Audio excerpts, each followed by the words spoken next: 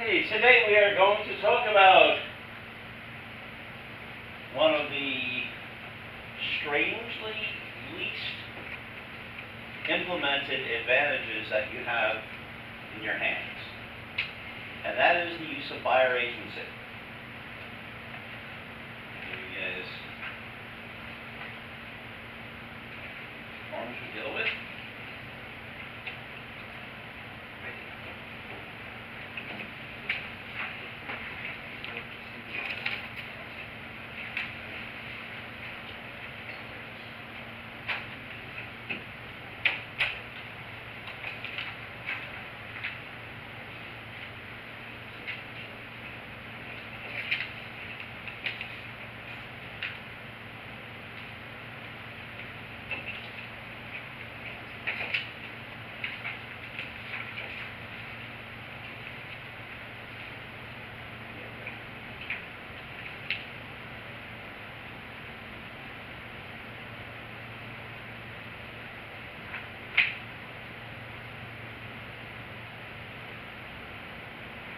Put it this way, if somebody wanted to sell their property and had contacted you for the opportunity of listing the property, and you went out and made a presentation to them and everything else, and they said, well, hey, this sounds really great.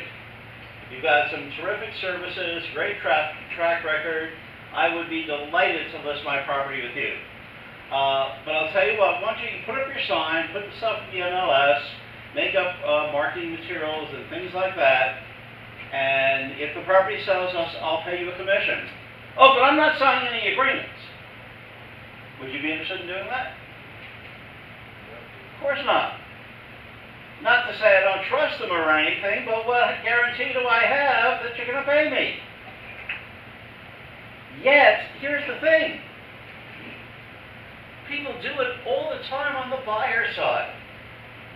And the question to ask yourself, do you spend any less time on a buyer side of a transaction than a seller side? No. A lot of times, yeah. In terms of one-on-one, close personal interaction, you're spending generally more. Yet for years, agents have gone along, spent and invested all that time doing things for the buyer, working towards finding the buyer a home and everything else, and acquainting them with the neighborhoods, the schools, where do you get the training and everything else, with no guarantee of compensation, should they be successful in finding them the home that they want. Isn't that a little bit off? The whole idea of a buyer agency agreement is simply to protect you, to say if you accomplish the objective that you and they have agreed upon, you will be compensated. That's really all it is. It's very short. You each have a copy now. The buyer agency agreement is 2 pages, single-sided, 1 page, double-sided.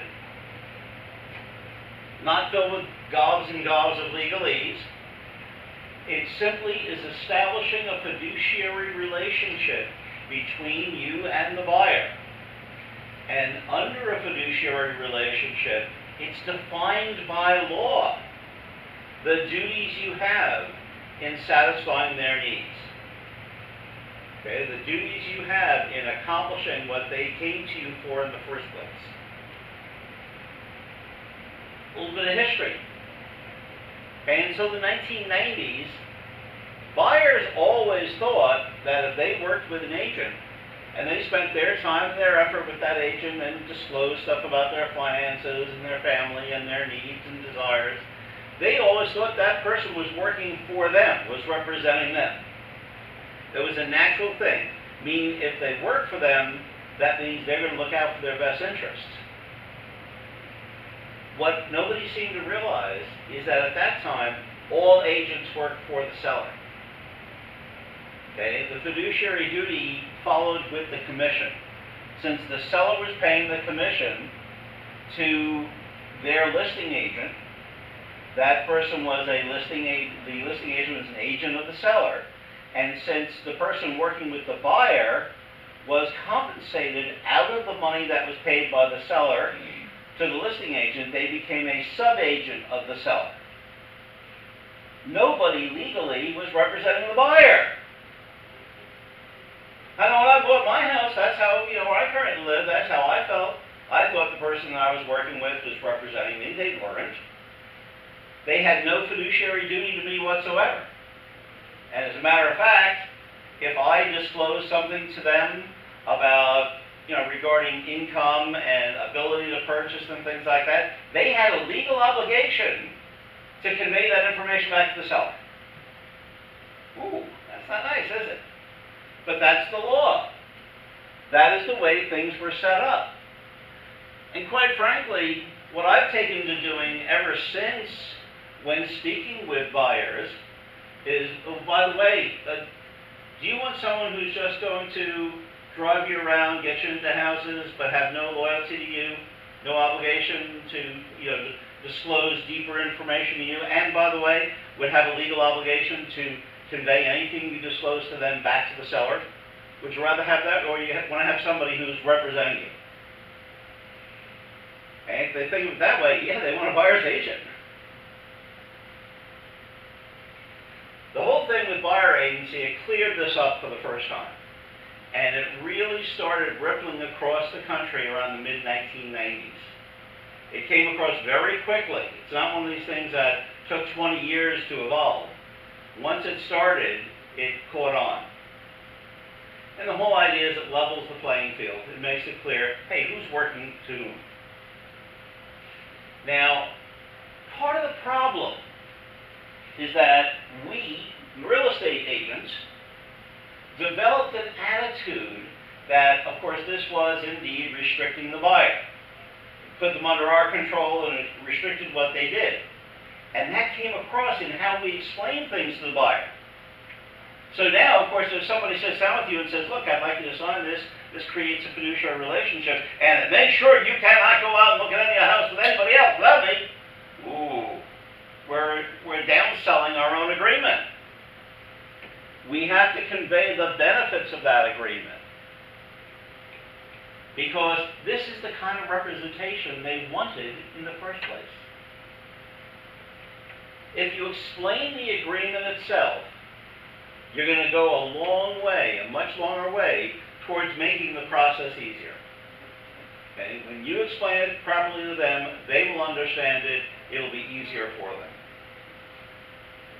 So let's take a look at this not-so-scary agreement, our exclusive buyer agency agreement. By the way, ours, like a lot of our forms, okay, ours is shorter than most anybody else's.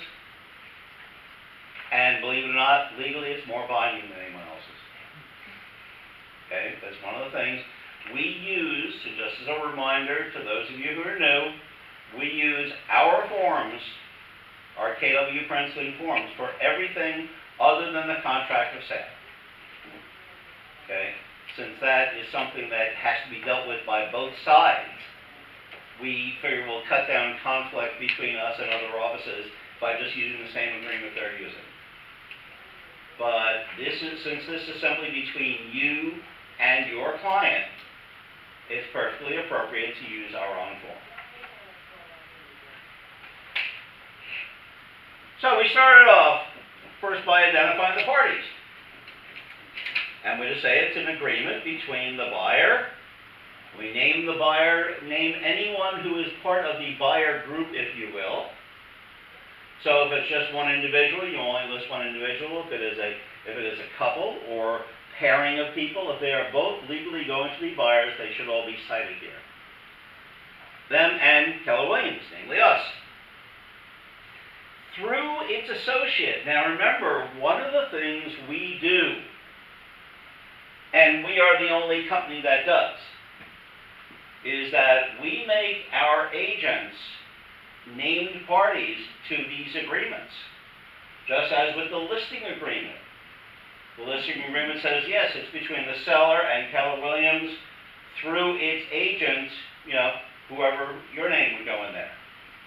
This way you're party to that, and because you own that listing. Same thing with the buyer. It's between the name of the buyer and Keller Williams Realty through its associate, you the agent.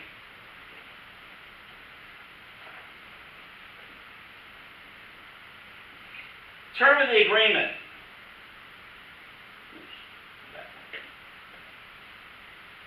Now, this is the first point of controversy. The term of the agreement. How long are you locking them up for? It's a paragraph that you need to learn to manage. Okay, term of the agreement begins on the date it is signed and it ends at midnight on such and such a date, or the business day following receipt of a written notice of termination. Any buyer with an ounce of brains should be able to understand they're not getting locked in as long as they think they're being locked in. You sign the agreement today, it lasts for some period of time, but at any time, if you don't feel you're being represented appropriately, if you don't feel you're being taken care of appropriately, simply give written notice, I want to terminate this. And it's terminated. Once people realize that, by the way, for the vast majority of buyers, their thought of being scared goes away. Oh, so you're not locking me in forever? No. Now, you need to learn to manage this. Some people, if you were to say, okay, it starts today, it ends at a date we agree upon. Well, how long out do you want to put it? Well, we'd like to put it in for 6 months. Oh, see, I don't get locked in like that. But you can cancel it on a day's notice. Maybe not so bad. Still, you'll have people, I don't want something out there floating around that says, I'm bound to you for 3 months or 4 months or 6 months. Not a problem. I'll tell you what. You came here to see a couple of properties today. We've gone through, come up with a couple of candidate properties. Since we have properties to look at today, are you willing to protect my rights to compensation for what we see today? By the way, if a person says no, get them in the car, get up to a high speed, kick them out. Okay? But for anybody with any sense, well, sure, if you show me something today and I buy that, I don't mind protecting your rights to commission on that. Okay. Well, we're going to write this agreement out, and guess what? I'm going to write down a term of 1 day. So are you okay with that? Again, pretty much, anyone's going to say, well, okay, for 1 day. So you go out and look at some properties today. If you spend a day working with them, what happens? Some relationship building begins, doesn't it? You start to communicate with each other. You start to become more comfortable with each other. So maybe you put together 4 or 5 properties to look at today. You went through, some they liked more, some they liked less, but each one taught you something else about what they're looking for and what they respond to. Make sure you're constantly seeking and giving feedback with them. And at the end of the day's tour, it may be that there was nothing out of the group you went to see that day that made them say, wow, where do I sign?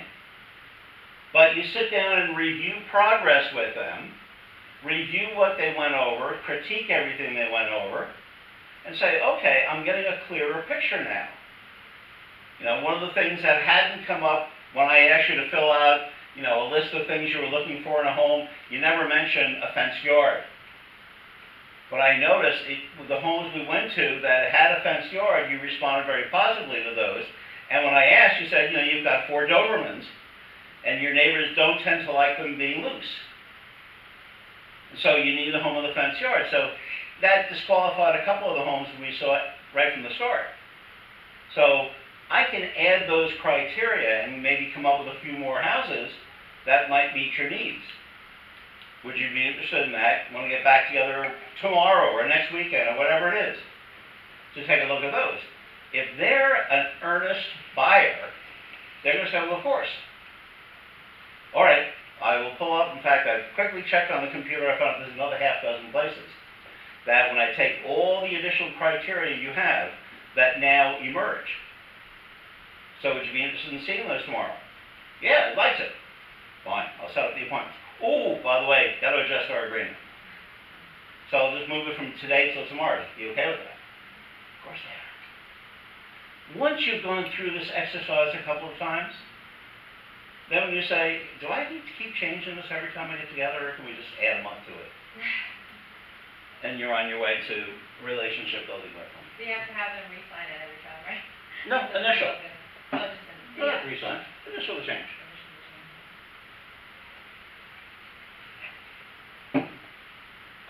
Just what you say.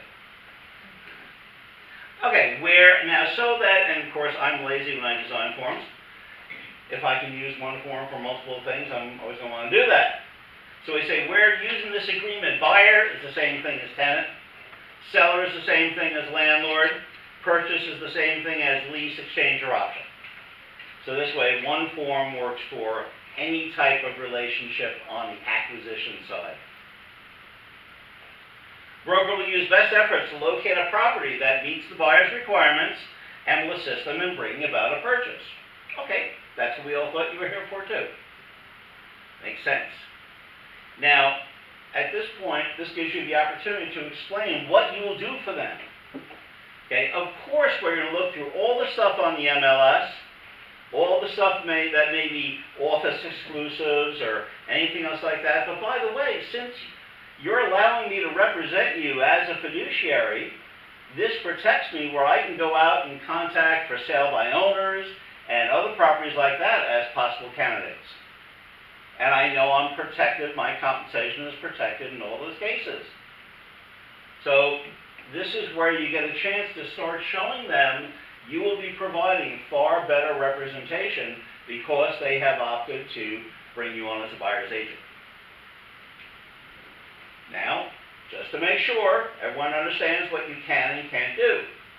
The broker is not an expert in areas outside of real estate brokerage. Okay, we do real estate brokerage. We list houses, we sell houses. Okay, we will assist them to obtain the proper professional help as needed. Meaning we're not attorneys, we're not bankers, we're not inspectors. We open doors. But of course, we know people who do all those things. And if you, the buyer, happen to need the services of any of those, we can put you in touch with the right people.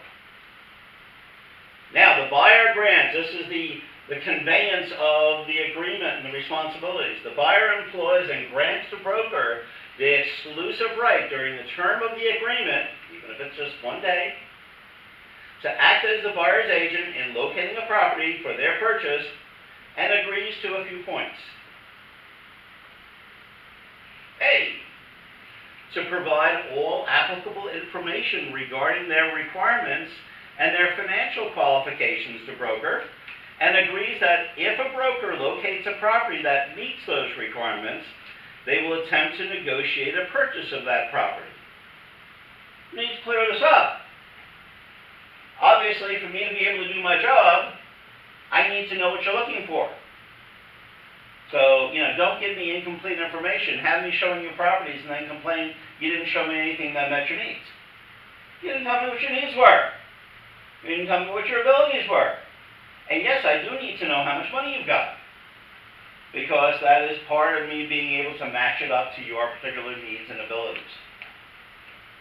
Yes? Question. I have buyers and I have shown them properties, and they told me that they want to pay cash. That's always nice. But yeah, I need some sort of, I need a proof.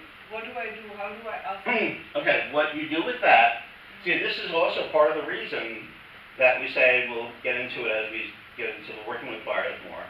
Basically, you don't let them in your car until they've been pre-approved. Right. So if they say, oh, we're going to pay cash, okay, that's wonderful. Well, let me tell you, so you can get it now, because we'll need to be able to provide it right away when you find the right home. Okay, we'll need to get a statement of accounts. Okay, you can get a statement from your banker, broker, anyone else like that. Okay, but it has to come from someone in authority. Again, a banker or a broker, an attorney can do it too. Okay, saying that they have checked the records and you qualify to buy up to X amount. Okay.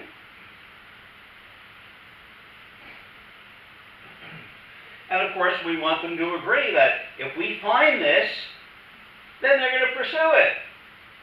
You get a person who says, well, do I have to commit to that? Well, then why are we here? Why are we going through this exercise? Okay.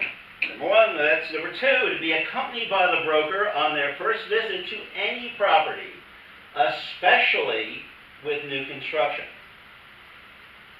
Okay? You want your right to compensation to be established for any property that you provide to them for consideration.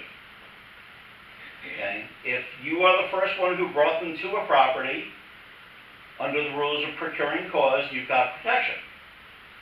The sticky part is if you look at any new construction. New construction lives in its own world. With builders of new construction, the buyer can't go there, kick the tires, bring you back, and have you sign in as their agent. Doesn't work that way. With new construction, it says right on the rules, they'll compensate you, but you must accompany the buyer on their first visit. So you just make it very clear with the buyer, if you want to look at new construction, that's great, only make sure the first time we go, you go with me. I mean, I've had cases where I've worked with buyers who are, waffling a little bit. Yeah, they'd like to know about new construction. I'll say, first half of the first day, I'm going to take you to all the sites that offer new construction in your price range around here. Just sign you in, let you grab a brochure from each of them, and you can look at it at your leisure. Okay? That would give me protection because, hey, my name is on that card.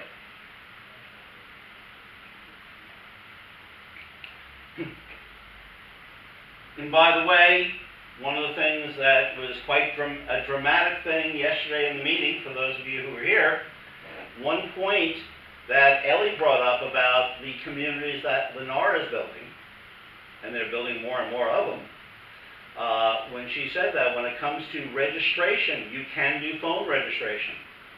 Normally the builders say, no, you must be there to sign them in. But because of the relationship we have with Lennar, you can call it in.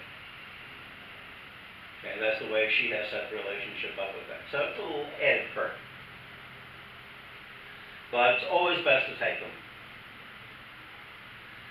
Okay, to conduct any and all independent inspections of the property that they deem important.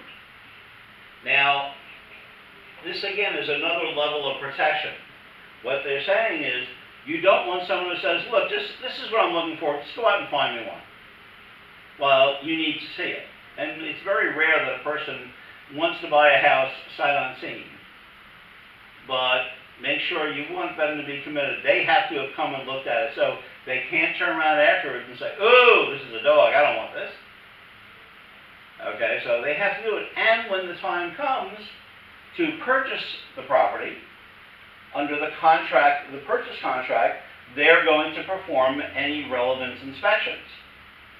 Because, again, you don't want them purchasing a home, foregoing certain inspections that you've said are relevant, are important, and then having a problem come up afterwards and come back at you and say, why did you let me buy this place? Okay, it's all liability shield. Okay, the buyer represents the broker that they have no other exclusive buyer agency agreement with any other broker. Hello, that's important. That's important. And the time has passed plenty of times where you talk to someone and they say, well, oh no, I signed one of those at each place I went. You what? And things like that, if they had multiple agreements, somehow or other it's going to wind up in litigation, and you don't want to waste your time with that. Okay, unless stated otherwise, the broker's compensation shall be paid at closing as follows. And here's where we get a chance to establish it. It's very important that they understand it, because it doesn't tie their hands or lock them in as much as they think it probably does. Number one, first and foremost, if they purchase a home for which there is a co-op payment, co-op commission offered, whatever that commission is, we will accept that as our compensation, period. Okay? Doesn't have to be 3%, doesn't have to be 2.5%. Whatever it is, if they have published an offer of cooperation, we accept that. A lot of people are shocked at that. In fact, it used to be when people started writing buyer agency agreements, it would say, well, we want a commission of, say, 3% for our side. And then there'd be a paragraph that says, if the co-op offered is less than 3%, then the buyer will pay the difference. Okay, especially for those of you who are new licensees. Why can't you do that? Why is that illegal? And it is illegal. That's like a kickback. It's not just that it's kickback. The net. No, you're accepting compensation from more than one party in a transaction. Okay, in a fiduciary transaction, okay, bond of trust, you can only legally be compensated by one person or the other. Under the sub-agency rules, you are compensated by the seller. Under buyer agency, you can be compensated by the buyer. But you can't be getting it from both.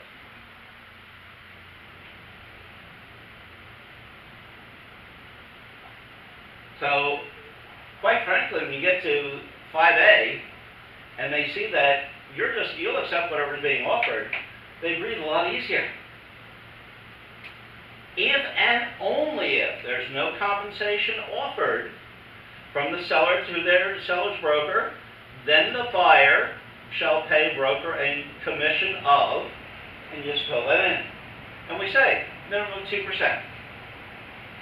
So even if you want to buy a for sale by owner, and that FSBO hates real estate agents and refuses to pay them a penny, okay, you will pay us the minimum we asked for. If you stick with listed properties, you have no problem. So it's very rare. I can only think of twice that I remember where we actually wound up with the buyer paying us. Now, we need them to behave the way they're supposed to, because they have to have their responsibilities. Like, remember the thing about going into new construction.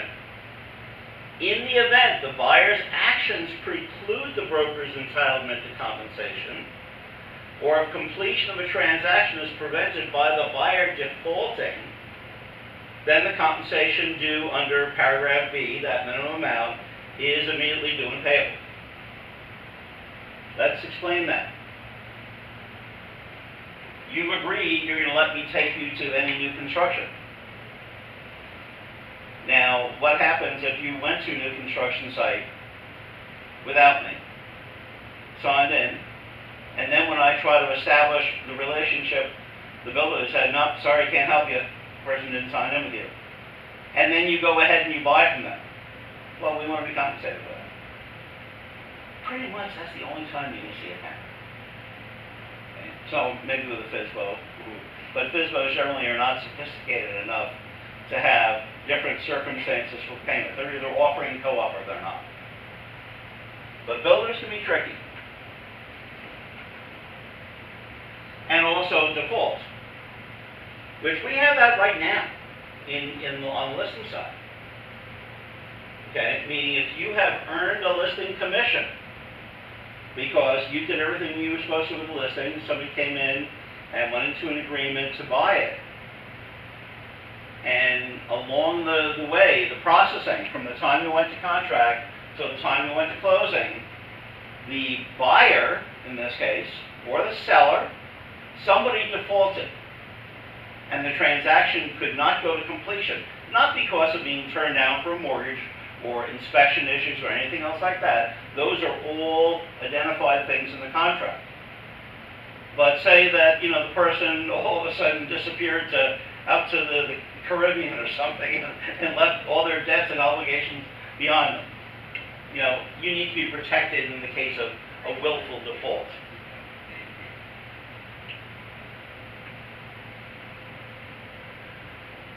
Okay, the fee is payable if the buyer enters into an agreement to purchase any property during the term of the agreement, which could be as little as 1 day, or purchases a property to which they were introduced by the broker during the following 6 months. So you see why it's safe for you to offer a term of only 1 day? Okay? Even though it was only one day, if they wind up buying one of those houses within the next 6 months, you're entitled to payment. Then you have to have the verbiage on the buyer has the right to individually reach an agreement on any fee. That's all the wording on the fact, if you remember from school, all commissions are negotiable. So what happens, a company can't say, all right, you have to agree to a 5% commission. Now, they can say, our policy is to ask a 5% commission. Legally, they can do that. Because the consumer can say, no. But if they say, well, no, you have to agree to 5%, that's part of the rules around here.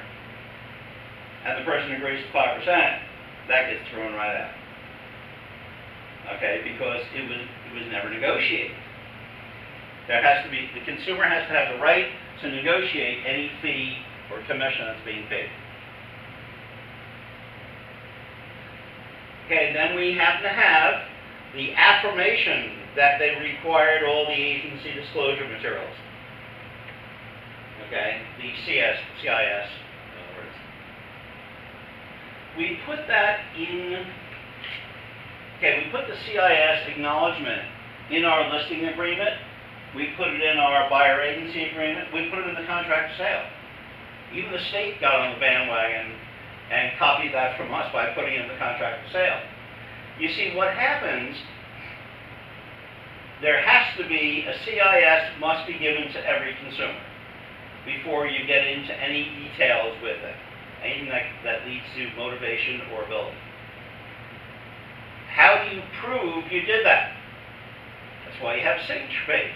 The state law does not require a signature. Okay, the law that the legislature rules on says nothing about a signature. It says you have to give it to them. But the State Association of Realtors added a signature page so that you can say, hey, sign this, and if it ever got challenged, you could prove you gave it to them. Well, we do that too on ours, but we even go a step further, because state law does not require them to sign it. The minute they sign any agreement, an agreement to list a house, an agreement to buy a house, or a contract of buying, they affirm they received a CIS. Now, from a legal standpoint, basically, from a legal standpoint, if you say you received something in writing, legally you received it, whether you did or not. It's just to protect you guys and all the agents out there from forgetting to give somebody a form.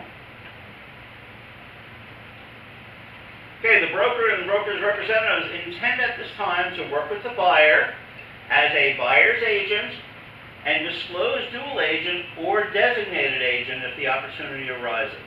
Designated agency exists only in Pennsylvania. See, you can use this agreement both in New Jersey and Pennsylvania. Okay, but designated agency, which is a more mature way of looking at dual agency, where if one agent is working with the buyer, another agent from the same office is working with the seller, where they initially would be at risk of creating a dual agency. Under designated agency, the person working with the buyer becomes the designated agent for the buyer, the person working for the seller becomes a designated agent for the seller, and the broker is a dual agency for both buyer and seller. That's the way it works. It's a much more enlightened way of dealing with it. The other way, of course, of avoiding dual agency is if you're the agent of the seller, then you work with the buyer only as a transaction agent. Then there is no dual agency.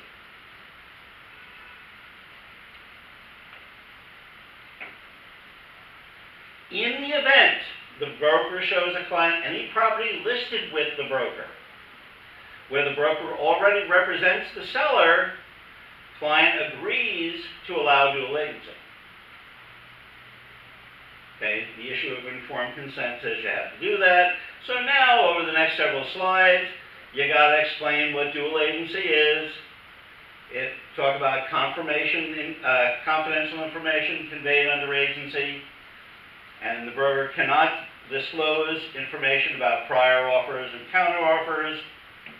With respect to negotiation of acceptable price, the broker cannot favor the interests of either party over the other, and the client consents to broker being a dual agent where applicable. Okay, you see the same wording in the listing agreement and in the buyer agency agreement. State required wording.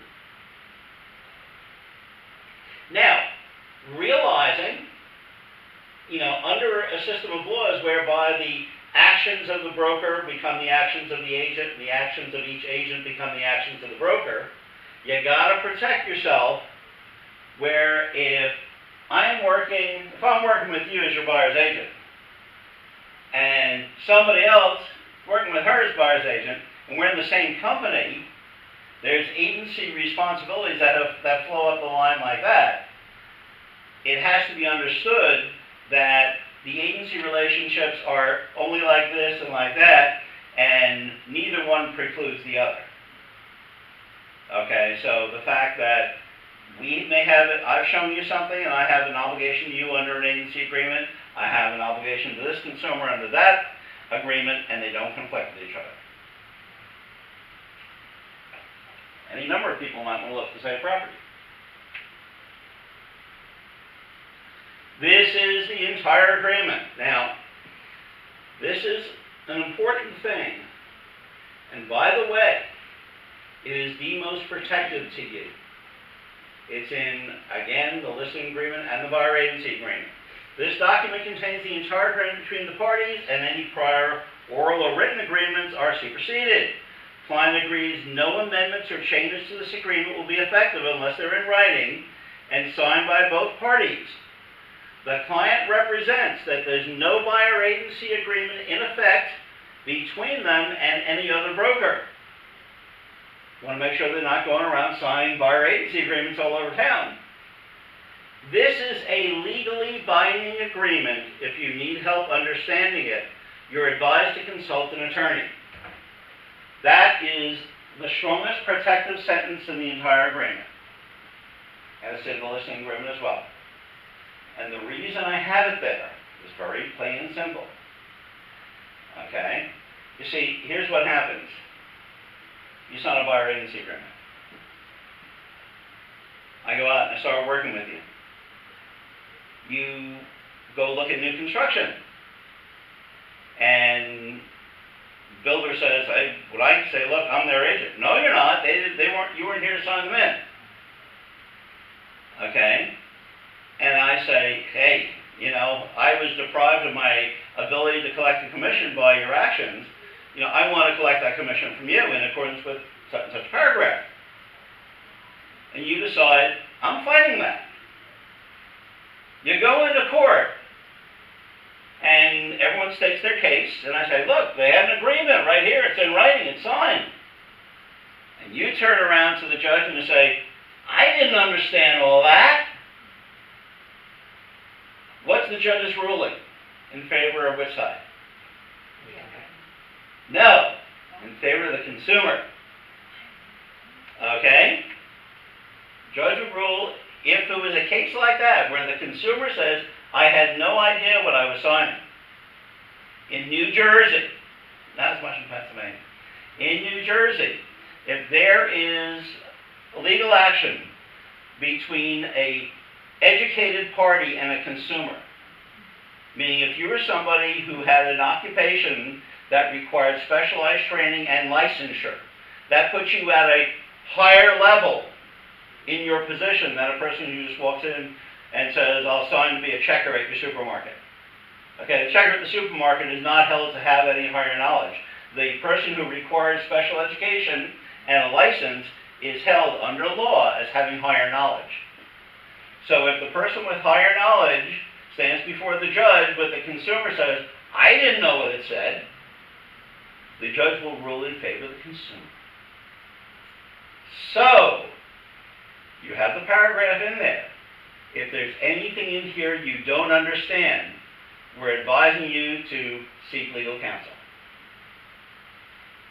The addition of that sentence all of a sudden takes that away. Because if you said, I don't understand, well, this is what we said here. Oh yeah, it's been black and white. You said if you don't understand it, Why did you sign it? If you didn't understand it, should have asked an attorney. Case law supports that. Excuse me, my question is, Yeah. where you get this form signed, right? You have one form.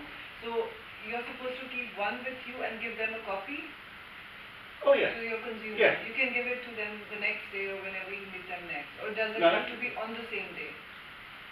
It is at the earliest opportunity feasible. Okay. I mean, usually what would happen, if you're sitting down with them, you're sitting down with them here. Mm-hmm. You fill it out, you walk down the hall and make a copy.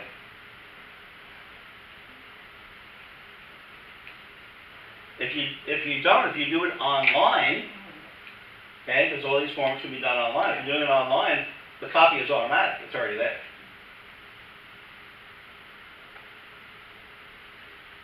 So,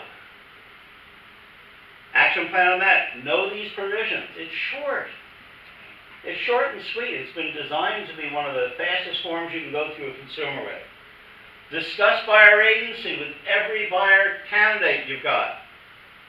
Set a personal goal. If I'm going to work with a buyer, they're selling a buyer agency.